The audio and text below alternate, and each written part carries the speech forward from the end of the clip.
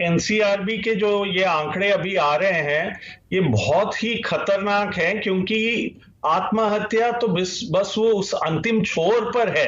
अब आप सोच सकते हैं कि उस परिवार में वो सारे लोग जो उन पर निर्भर है, क्योंकि ये रोज कमाते हैं और रोज खाते हैं, और वो लोग आत्महत्या कर रहे हैं, तो वो परिवार कैसे जिएगा? और जो लोग आत्महत्या के लिए कर रहे हैं, कितने और लोग उसके किनारे पर हैं।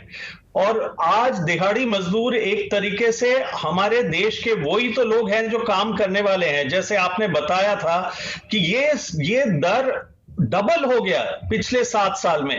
तो जब कह रहे हैं गुरुजी की ये डॉक्टर गुरु की ये पिछले 7 साल में मोदी सरकार ने कहा कि वो दलितों के और वो श्रमिकों की सरकार है, लेकिन उनकी आत्महत्या क्यों बढ़ रही है? डबल क्यों हो गई? 12% से 25% क्यों आ गया? क्योंकि उनके ना तो मजदूरी है। नरेगा को यदि आप देखोगे, उसका मूल नारा था हर हाथ को काम मिले, काम का पूरा दाम मिले। ना काम मिल रहा है, ना दाम मिल रहा है। दाम भी 3 करोड़ से ज्यादा लोग अब मनरेगा का फायदा उठा रहे हैं। वो 1.5 करोड़ के करीब था आंकड़ा, 1,64,00,000 टू बी मोर प्रिसाइज, 7 साल पहले, 8 साल पहले। हाँ, तो ये बता रहा है, क्योंकि नरेगा एक क्राइसिस स्कीम है, ये बता रहा है क्राइसिस बढ़ते जा रहा है। ये बता रहा है कि लोग नरेगा में नहीं आएंगे यदि उनको ज्यादा मिलेगा। नरेगा में न्यूनतम मजदूरी भी नहीं दे रहे हैं, 27 राज्यों में नहीं दे रहे हैं।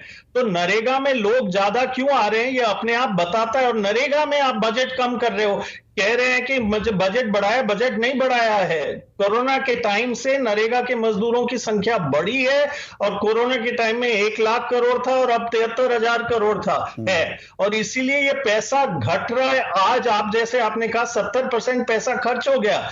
बंगाल जैसे राज्य में, क्योंकि इनकी लड़ाइयां हो रही है, मजदूर को 10 महीने से मजदूरी नहीं मिली है, इस साल 1 पैसा नहीं मिला है। कई राज्यों में आज लोग खड़े हैं नरेगा में काम करने के बाद, तो वो आत्महत्या नहीं करेंगे तो क्या करेंगे? वो सोचेंगे कहां जाएंगे? नहीं, दो आपने जो अहम पॉइंट उठाए हैं निखिल, 98,000 करोड़ का बजटरी प्रावधान था पिछले साल। इस साल दरअसल वो 73,000 करोड़ के करीब हो गया है, 26,000 करोड़ कम हुए हैं। और इसमें मैं अपने गिरेबान में हमेशा झांकने के लिए तैयार रहता हूं।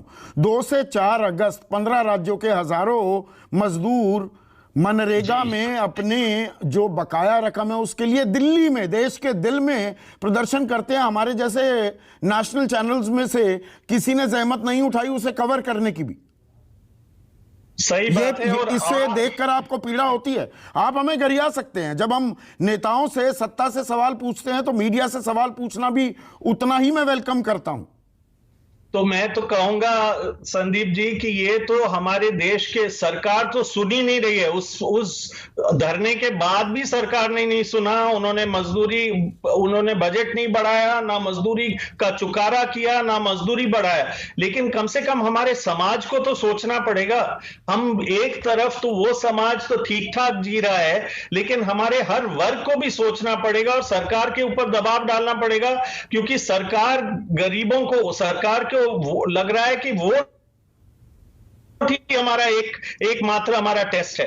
लेकिन देश का क्या, जब आत्महत्या कर रहे हैं लोग, जब लोग इतने कर्ज में डूबे हुए हैं, जब एग्रीकल्चर लेबर में भी जो डेली वेज कमाने वाला व्यक्ति है वो ज्यादा आत्महत्या कर रहा है। आज उन्हीं आंकड़ों को हम देखें, यदि हम सेल्फ एम्प्लॉयमेंट में देखें तो जो लोग ठेले मजदूर हैं वो सबसे ज्यादा आत्महत्या कर रहे हैं, और उन्हीं के साथ हालत बहुत खराब हुई, और वही इस देश की अर्थव्यवस्था चलाने वाले हैं। हमें लगता है कि ये बाकी वर्ग जो है वो कर रहा है, लेकिन कामकाजी वर्ग कौन है?